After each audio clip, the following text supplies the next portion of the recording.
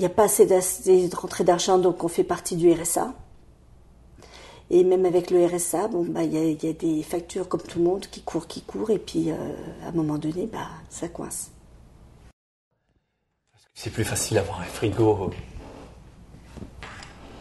plein que vide. C'est constamment, quoi. C'est constamment, on est sans cesse sur la brèche, on ne vit pas, on survit plutôt qu'autre chose. On a le cerveau qui est complètement squeezé par toutes ces... Voilà, comment je vais faire pour payer, comment sans cesse en train de lutter. Donc c'est vrai qu'il y a des fois où on se dit que ce serait peut-être plus simple de se laisser aller. Quand vous avez payé les factures, le budget alimentaire, c'est automatiquement ce qui reste. Et après, il y a des fois où il reste rien. Il reste rien. Donc comment on fait ? On parle là de l'alimentaire et quand on n'arrive plus à faire manger ses enfants, c'est quelque chose pour des parents c'est pas possible à entendre. Et malheureusement, s'ils ne rentrent pas dans notre critère pour faire une demande purement financière pour une facture, on a le secours catholique, mais après il n'y a pas grand-chose Pour aider ses habitants en situation de précarité financière, la communauté de communes de Montfort-en-Chalosse a mis en place une aide ponctuelle. Cette intercommunalité est l'une des rares des Landes à n'avoir pas créé de centre intercommunal d'action sociale. Elle exerce donc directement ses activités, comme le CABA. Ce collectif d'accompagnement budgétaire et alimentaire a été créé en 2001 après 2 années de réflexion avec les partenaires sociaux.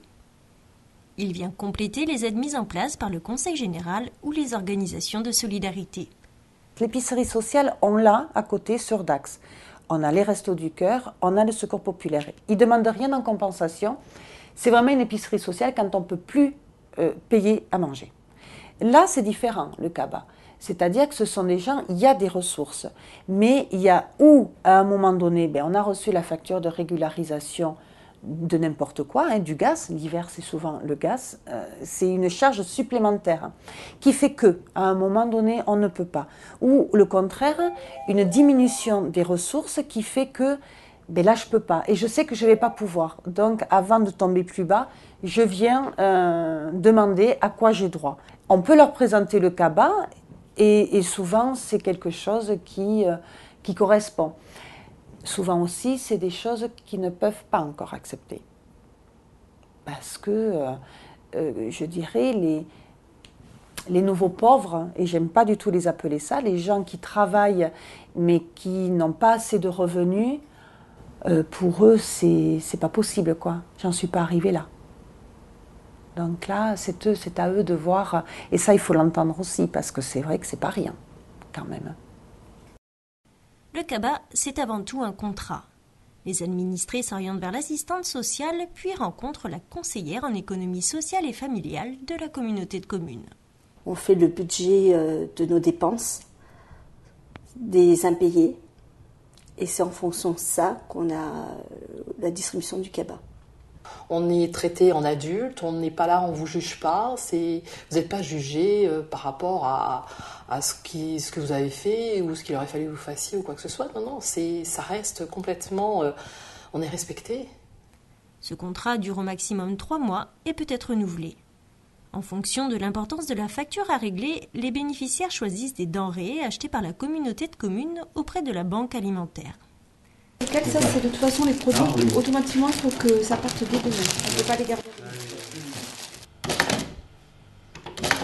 Alors, par exemple, la famille a droit à 80 €. Nous y sommes. Elle prend son ticket. On lui agrafe sur une carte nominative qu'elle ramène à chaque fois qu'elle vient de bénéficier d'une distribution. Comme ça, la famille, elle sait où elle en est. Elle voit qu'elle a eu 80 € et que pour la prochaine fois, si elle veut bénéficier de nouveau de 80 €, il faudra qu'elle m'amène un justificatif. En l'occurrence, si le contrat est signé pour 80 € d'impayé de loyer, il me faudra une quittance de loyer de 80 €. Le CABA, enfin un dispositif qui permet justement à la fois de garder sa dignité d'adulte, de personne responsable de sa vie avec ce contrat. Voilà. Vous avez à la fois, et puis très éducatif aussi, vous avez le droit, mais vous avez un devoir, ce qui est très bien, et pas uniquement des droits. Ce dispositif ne pourrait fonctionner sans l'aide des aînés ruraux. Les 10 clubs du canton sont mobilisés tour à tour pour faire les distributions. C'est très important parce qu'il faut bien aider les familles et c'est aussi notre rôle en tant qu'aînés ruraux de nous occuper des familles de notre village et des cas que nous propose Madame Comet. Bien sûr, c'est très important et tous ceux qui le font en sont conscients. Ben oui, on se sent utile. C'est vrai, quand on a la retraite, on ne sait plus rien finalement. Alors bon, ça fait quand même ça fait quelque chose quoi, de s'occuper, de rendre service si on peut. Ces distributions, c'est aussi un moyen pour les bénéficiaires de recréer du lien social. On s'aperçoit aussi qu'on a certaines familles qui, au-delà de leurs difficultés, s'isolent et qui me disent ben vous savez, hein, on a nos difficultés, on s'enferme chez nous et le fait de venir au CABA, vous représentez bien souvent notre seul lien. Le temps de la distribution, c'est vraiment un temps bénéfique pour ces personnes-là qui tissent des liens, ne serait-ce que, ben, on parle d'autre chose, sauf que l'impression de poser ses bagages, un laps de temps, on les reprend après, hein, mais ça leur fait du bien. À la fin de la distribution, il y a toujours un entretien. Et c'est vrai que ça permet de refaire le point, ça permet de reprendre des forces, de reprendre de l'énergie. De temps en temps, on vous rebooste un peu. Non, faut pas lâcher. Donc ça fait du bien, quoi. Je veux dire, on se sent moins seul. Chaque année, la communauté de communes aide une 50aine de familles grâce au CABA pour un budget d'environ 10 000 €. On a la satisfaction parce on a aidé vraiment des familles à refaire surface et à se débrouiller après toutes seules. Parce qu'on travaille vraiment, on se travaille en partenariat avec tous les services sociaux, que ce soit du département, de la MSA, la mission locale et les aînés ruraux. Donc c'est vraiment un travail complémentaire et avec les maires et donc ça, sur le principe, on voudrait pouvoir aider toujours plus de monde parce qu'on sait bien qu'on est là les effectifs des personnes en difficulté augmentent.